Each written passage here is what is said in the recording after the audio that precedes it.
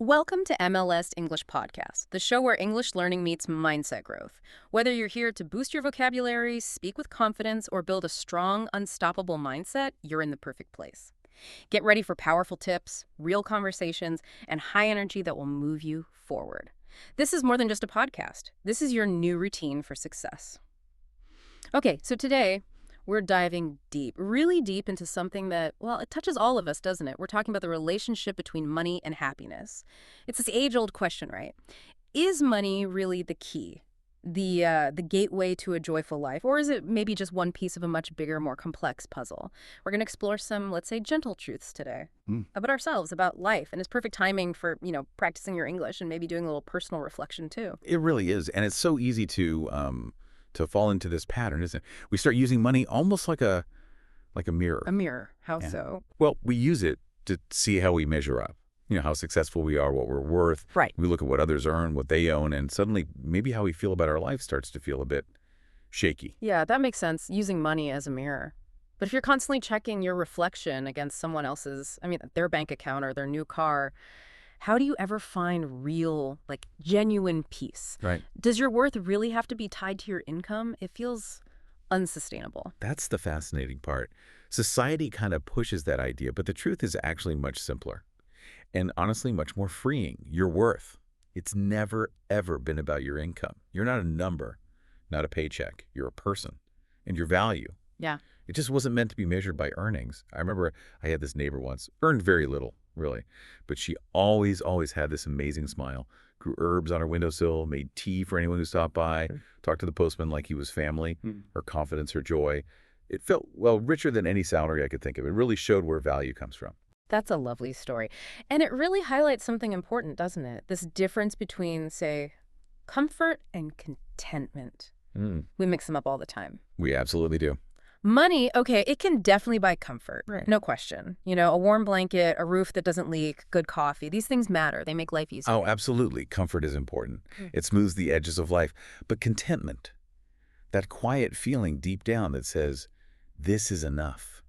That sense of being whole, Yeah. that doesn't come from shopping Yeah. or a bigger paycheck. It comes from connection, from moments, from actually noticing what you already have. I stayed in this incredibly fancy hotel once, really luxurious. Felt totally alone, just empty somehow. Then a few weeks later, visited a friend, tiny studio apartment. We cooked, laughed like crazy. I slept on a mattress on the floor. Right. Slept better there than in the five-star place. Woke up feeling genuinely happy, connected. It just showed me, Yeah. where the real richness is. Wow. That really shifts the focus, doesn't it? It makes you, the listener, maybe rethink the question you're asking yourself. Instead of, what can I buy to feel better? Maybe it's more like, what do I already have that makes me feel whole? Exactly. And speaking of what we have, there's another currency we often forget, time. Ah, time. Yeah. It's like the quietest form of wealth, isn't it? Every job, every task, every dollar we earn, it costs us time, precious time. But how often do we actually stop and ask, is this how I want to spend my life?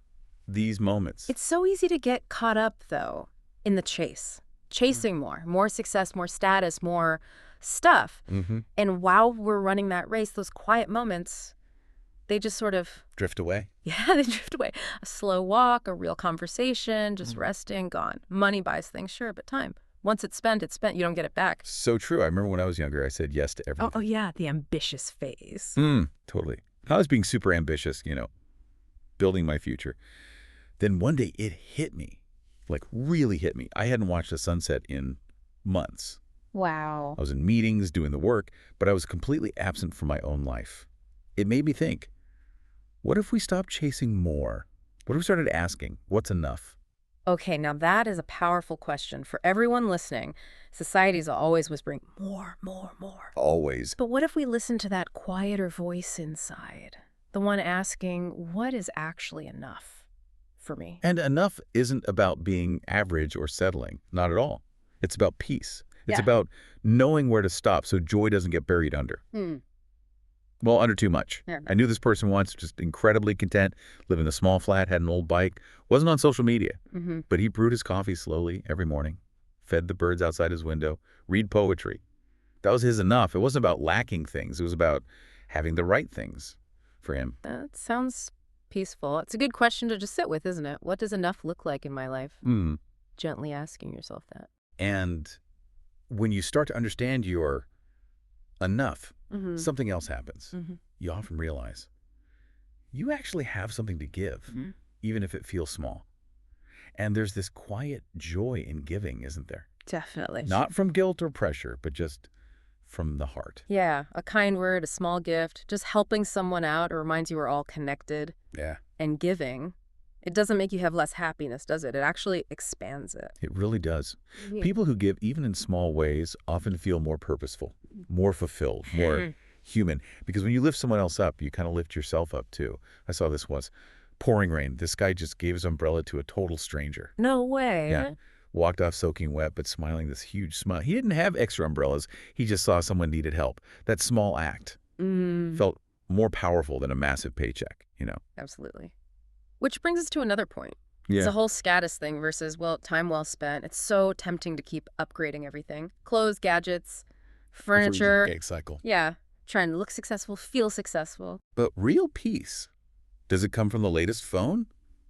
Or does it come from having time? Time to rest, time to think, time just to be with people you love. Right. So maybe we could use money differently. Use it to slow down, take days off, say no to burnout, use it to create space, not just fill it with clutter. Because status, it fades, right?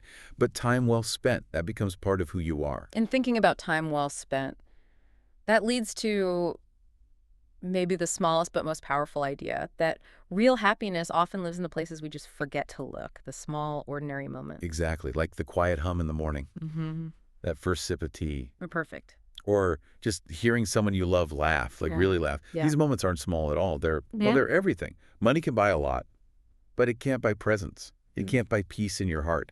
It can't buy that joy that just blooms. So, maybe, if you're searching for happiness, you don't have to look quite so far. Maybe it's already here, in the little things, in the now, just the thought. Happiness doesn't always need to be earned. Sometimes, maybe it just needs to be noticed. Okay, let's shift gears slightly and really focus on some key vocabulary from our chat. These words will definitely help you talk about these ideas more naturally in English and think about them more clearly, too. Great idea. Let's start with a really central one. Contentment. Yes, contentment. So this means that quiet happiness, that peace you feel with what you already have, it's being satisfied, basically. For example, she lived simply, but with great contentment. Try saying that. She lived simply, but with great contentment.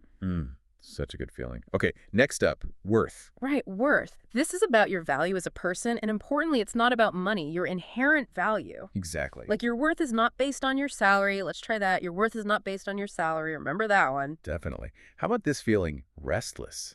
Restless. Yeah, that feeling when you can't relax, you feel uneasy, like something's missing. Like even in his big house, he felt restless. Say it. Even in his big house, he felt restless. You can almost feel the fidgeting. You can. Okay, something we all battle with. Clutter. Clutter. Too much stuff. Physical clutter in your room or mental clutter in your head? Both. Both, exactly. So, she wanted less clutter and more peace in her life. Let's repeat. She wanted less clutter and more peace in her life. Aiming for that clarity. Such a good aim. And this one. Presence. Presence. Being fully there, in the moment, not distracted. So important. Super important. Real happiness comes from presence, not presence. Let's say that together. Real happiness comes from presence, not presence. Love that one. Me too. Okay, an action word. Chase. To chase. Running after something, a goal, a desire. Often more. Right. Like we spend years chasing more without asking if it makes us happier. Try it. We spend years chasing more without asking if it makes us happier. Makes you think, doesn't it? It does. Now for that liberating word. Enough. Enough. Sufficient. Just right. Not too little, not too much. Knowing when you have what you need. That sweet spot. Exactly. She finally realized she had enough to be happy. Let's say that. She finally realized she had enough to be happy. Feels good, right? Very freeing. Okay, a modern ailment. Burnout. Burnout. Oh, yeah. That state of being completely drained from pushing too hard for too long. Exhausted. Physically and mentally. Totally. He said yes to everything until burnout hit him. Repeat that. He said yes to everything until burnout hit him. A warning sign. Definitely. And lastly, this phrase. Drift away. Drift away, when something slowly disappears, fades away, almost without you noticing, like time or peace. Happens easily. Too easily. The quiet moments drift away while we chase success. Let's practice. The quiet moments drift away while we chase success. Let's try not to let them drift away. So there you have it. Some really useful words. Use them, practice them, they'll boost your English, and maybe even how you see things. Absolutely. It's amazing how language shapes our understanding. Hopefully this chat has given you, our listener, some food for thought and some new ways to express it. That's a wrap for today's episode on MLS English Podcast. If you enjoyed it, make sure to subscribe, leave us a review, and share this episode with someone who's serious about growing in English and in life. Keep practicing, keep pushing, and we'll see you in the next one. Let's grow together.